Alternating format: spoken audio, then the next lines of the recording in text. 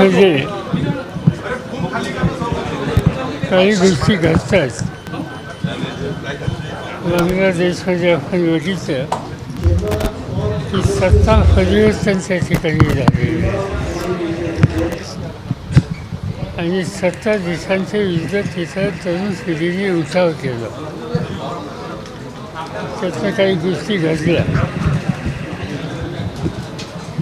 पण दुर्दैवानं त्याची प्रतिक्रिया भारतात काही ठिकाणी होती.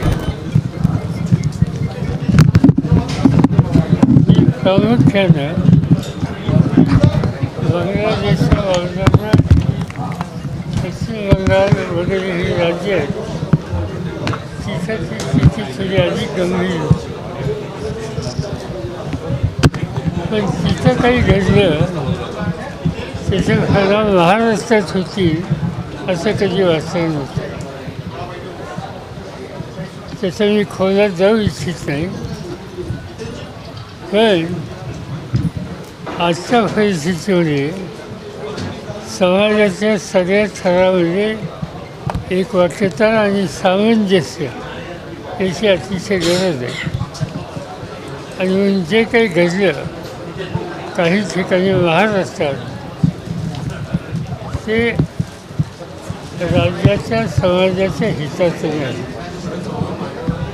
आज शांततेची गरज आहे आणि ती शांतता प्रस्थापित करायची असेल तर समाजकारण राजकारण या सगळ्या क्षेत्रातल्या लोकांनी संयमाचा पुरस्कार करावा आणि शांतता कशी राहील याबद्दलची खबरदारी घ्यावी एवढंच मी आज बोलू इच्छितो. शासनाचं धोरण, शासनाची कारवाई, गृह खात्याची जबाबदारी, त्यांची कारवाई याचं भाष्य करता येईल.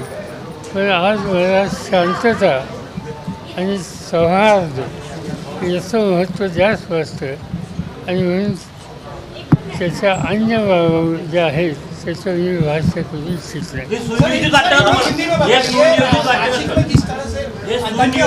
का तुम्हाला?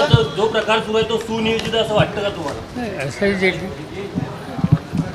म्हणजे बांगलादेशमधल्या प्रकारे इथं घालायचं काही कारण नव्हतं.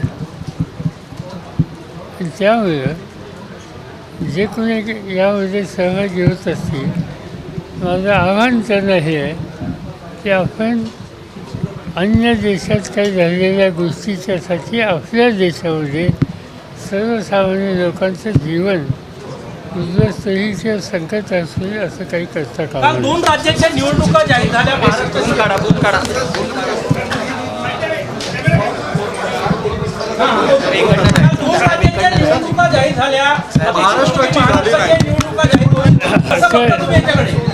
काल देशाच्या प्रधानमंत्र्यांनी लाल किल्ल्यावर भाषण देत असताना सर्व देशाच्या निवडणुका एका वेळेला व्हाव्यात, सर्व देशाच्या निवडणुका एका वेळेला व्हाव्यात या प्रकारची भूमिका मांडली आणि ती भूमिका मांडून 12 तास नाही गेले तर आपल्याला ऐकायला मिळतं की जम्मू काश्मीरची निवडणूक जाहीर झाली, हरियाणाची झाली, झारखंड आणि महाराष्ट्राची झाली नाही. सर्व देशात एका वेळी निवडणुका घ्यायचं धोरण प्रधानमंत्री मांडत असताना महाराष्ट्राच्या निवडणुकीच्या संबंधी त्यांचा हा निर्णय एक प्रकारचा विरोधाभास आहे. यापेक्षा आधी काय सांगायचं.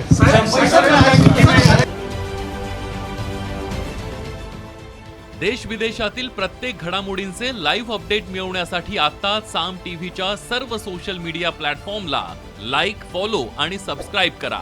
तसंच सर्व नोटिफिकेशनसाठी बेल आयकॉन प्रेस करायला विसरू नका.